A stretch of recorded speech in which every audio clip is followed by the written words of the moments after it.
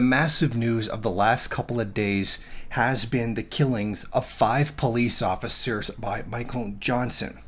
Now, he's an Afghan war veteran that, tired of racism and police killings, went out and killed 5 police officers in a sniper style. Police also say that he used very much military tactics like a run and gun, moving while shooting, barricaded himself, and used specialist tactics in order to kill police officers. And this is possibly the deadliest shooting in U.S. history that involves the deaths of police officers. Now, this all happened at the end of a Black Lives Matter movement over 2 recent police killings. One of them in Baton Rouge, Louisiana, and one of them in Philando Castile in Falcon Heights in Minnesota.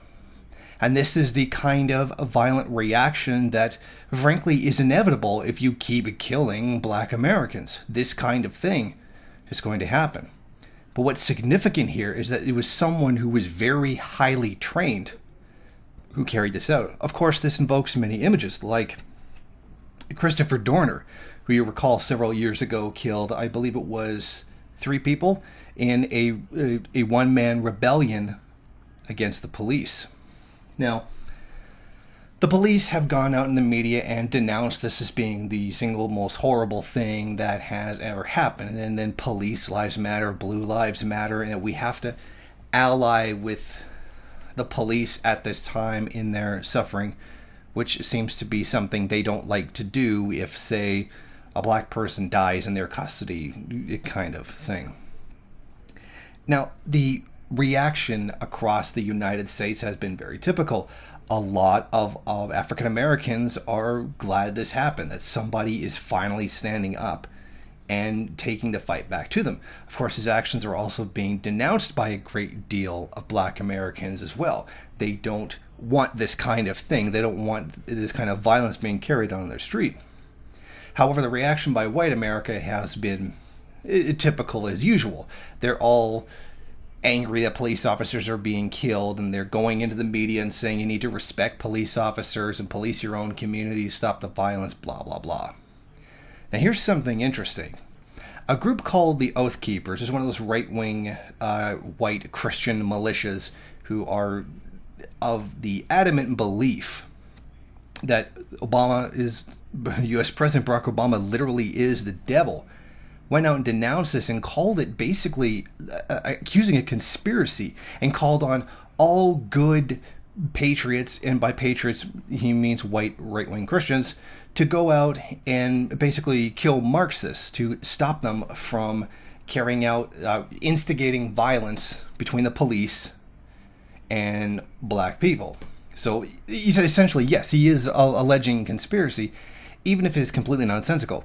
Now, what's their basis for this is that the shooter, Johnson, was reportedly a member of the Huey P. Newton Gun Club, which I find really funny considering that the group they're not communists at all. They're racialists. They're not communists in any way, shape, or form. But here's exactly what the Oath Keepers said.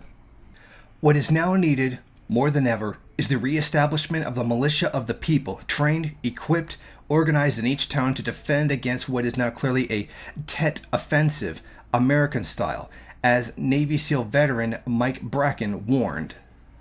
I really think it's hilarious to look at this from the perspective of the Oath Keepers, seeing this as like a Tet Offensive.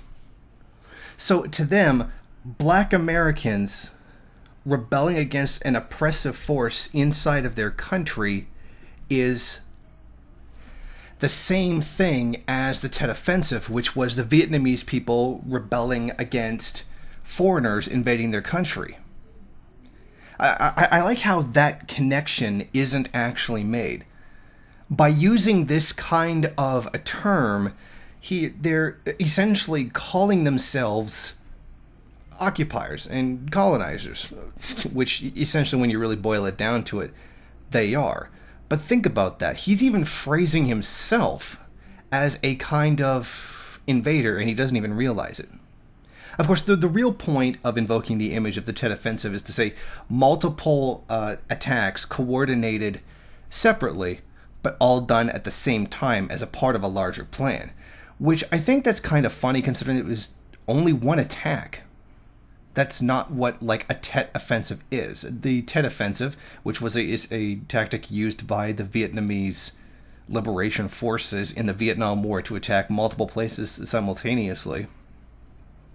I mean, it's just ridiculous. You can see how blown up in his mind it really is. He believes this is like a huge offensive that takes place during a war, when really it's just one guy going out and shooting police officers. I mean, never mind the reason why or whether or not it's just. We're talking about a single isolated shooting.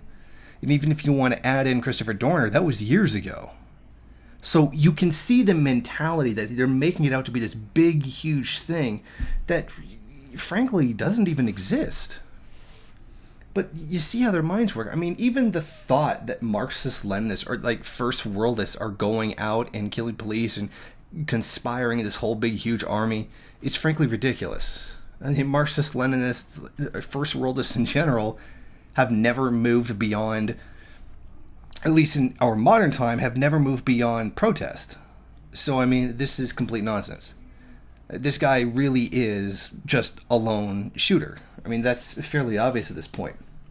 But something I find really funny is that this guy was so highly skilled that the police were afraid to actually tackle him head on in an assault. So essentially, they killed him by a drone. One of those remote-controlled devices, one of the robots that they use to disarm bombs or open doors or stuff like that. They put an explosive on it and sent it in to blow him up so that they wouldn't have to actually face him. Now, the robot is called the Remotech Androx Mark BA-1. It's manufactured in Northrop Grumman. It was purchased by the department in 2008. The robot, which costs about $150,000, sustained minor damage to the extension arm, which they say is still functional. Eventually, the robot was maneuvered behind a brick wall with the suspect on the other side, the police chief claims. The robot was then carrying a 1-pound payload of C4, ready to be detonated, and eventually used to kill the suspect. Now, what's really interesting about this is that a drone was used to kill an American citizen on U.S. soil. Yeah, there's been U.S. citizens that have been killed overseas by drones. But think about it, that's exactly what's happened here. A drone was sent in to kill an American citizen. This is somewhat akin to the kind of thing that the Third World has had to suffer from the United States for over a decade. Going back, I believe, as far as the beginning of the Afghan War. Now we're going to start seeing maybe there's going to be a huge outrage about this. That drones are not to be used. This is not right. And there's going to be real legislation possibly coming through and real protests popping up. Of course, the American people didn't particularly care when these drones were killing people overseas who were completely innocent. But it's going to be a big deal now that it's killing them. You know, it's one of those things like how people tend to say, you know, death to the police, but support our troops, kind of thing. It's okay when it does it to someone else, but they don't like it when someone does it to them, kind of thing. So you see, kind of where I'm going with that. You know, the most important thing here is the significant event of someone firing back. Someone in the black community, even though it is a soldier, who essentially did the exact same thing on the behest of imperialism, who is also guilty of imperialism himself, did strike back against the order that was repressing him at home. And I like how a lot of people are missing the irony of that. The fact that this guy helped oppress countries for the benefit of Americans, for the benefit of first world people in general. Yet he is outraged when what? Two people, at least in the immediate sense, are killed domestically. But that's too much for him. Never mind the 1.5 million people that were killed in Afghanistan as a result of an occupation that he helped carry out. In the end, are the police really the victims in this situation? No. They've killed a lot of innocent people, and like the police killings are escalating, you know, almost week by week. and they have been doing so for the last few years. But it's important to note the mentality of the people who are behind it, or the people who really comment on it, or are the ones that finally have fed up with the oppression and strike back, and how they so blatantly ignore the oppression that they carry out on other people. Thank you for watching. Want to go ahead, rate, comment, subscribe, and share on various social media. And if you want, you can head over to my Patreon page and show your support. Or you could head over to the MRN bookstore and check out some of the latest books available.